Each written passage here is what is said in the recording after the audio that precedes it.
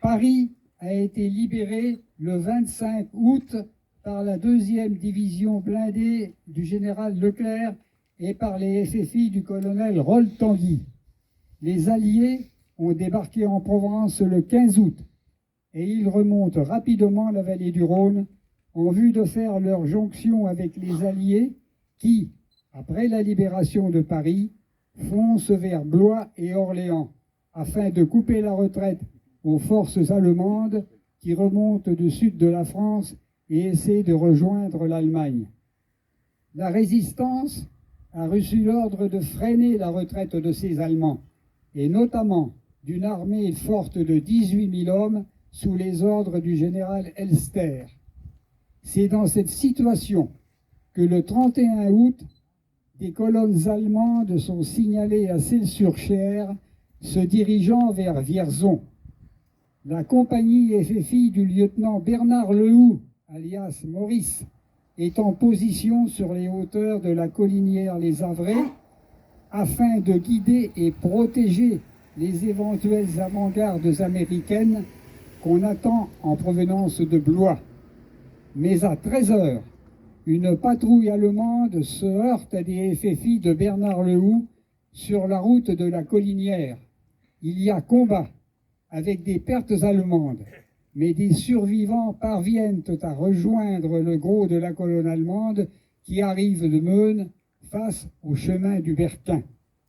Une partie de cette colonne allemande se dirige alors vers le Berquin et la Collinière, et le combat contre les FFI s'engage violent.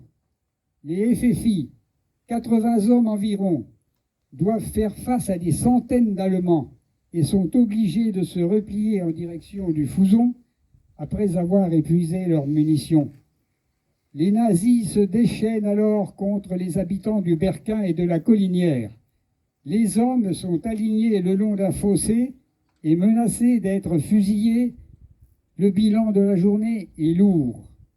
Souvenons-nous du jeune FFI Claude Brault, tué au combat d'une rafale de fusils mitrailleurs, des FFI Roger Chevy, grièvement blessé, Claude Bello et Marcel Compin blessés, d'André Morcelet abattu devant sa porte et jeté encore vivant dans le brasier de sa maison, incendiée, de Gaston Mazouard, tué dans son champ, de Camille Coutan, grièvement blessé d'une rafale de pistolets mitrailleurs au moment où des nazis menaçaient de l'exécuter.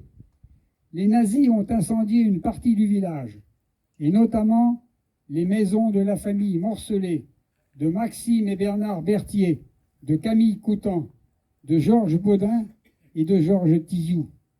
Puis, dans la nuit du 31 août au 1er septembre, une autre colonne allemande en retraite, voyant 2 voitures incendiées et des traces de sang sur la chaussée, entre au Berquin, envahit les maisons encore intactes et rassemble les habitants Pierre Thomas et son fils Jean, Gaston Berthier, Abel Lézé, Louis Duvoux et Georges Baudin.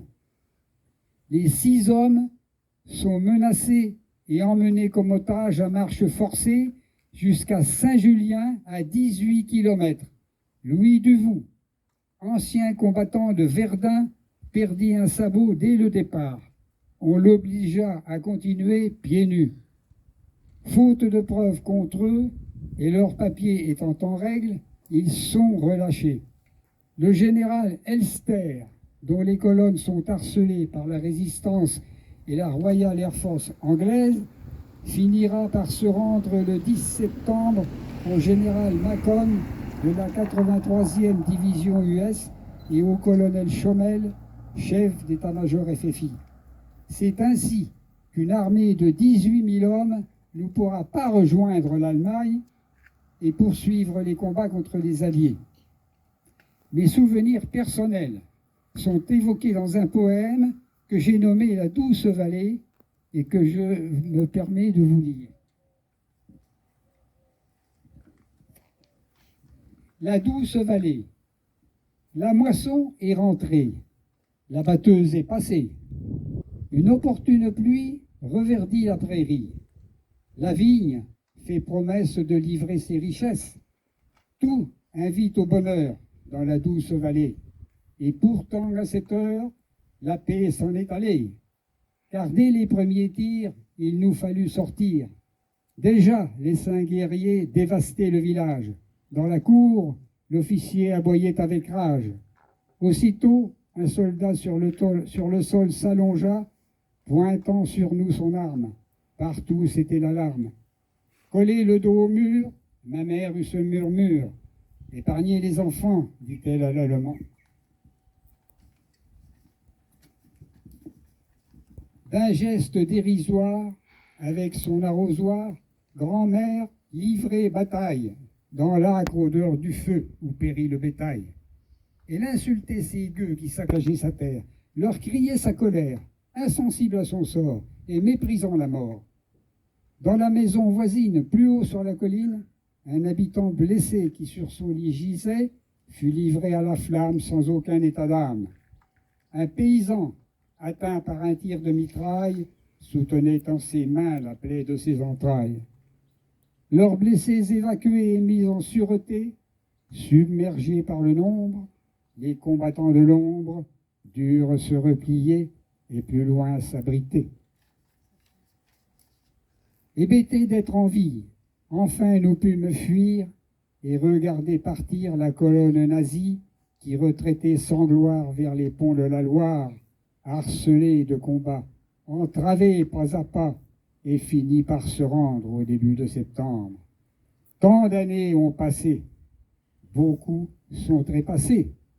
Que reste en nos mémoires cette tragique histoire, quand le pays entier, lassé des représailles, partout livrait bataille, enfin se libérait.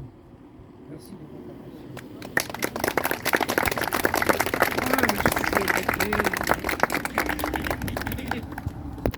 Ça s'arrête.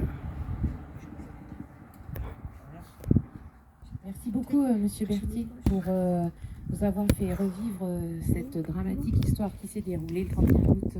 Ça s'arrête, je peux pas Je ne vais pas en rajouter puisque l'histoire, on ne la refait pas, on la vit, on la transmet. Merci à vous en tout cas.